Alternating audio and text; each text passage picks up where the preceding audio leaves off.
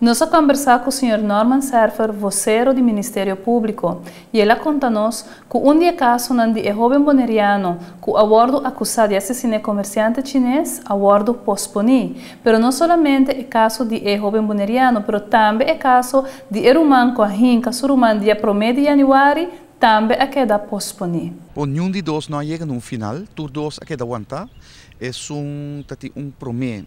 Parte mainta de dois romanos que brinca com outro, antes um agora hinca com cuchu e ele agora assassinar, ele muri. E caso agora mandar para outra fecha, nós não ainda com a fecha. E seguinte caso, verdade, negócio toca o mini market Mauei, riba Mila Plateweg, onde jovem de 19 anos de idade, segundo o Ministério Público, sua acusação está responsável por atraco armado e assassinato. E caso tampouco não há queda completo, está sendo que vez a pedir para mais investigação. Nós estamos busy com reportagem, uma investigação de DNA. E nós manda esse Holanda, mas esse não está claro ainda.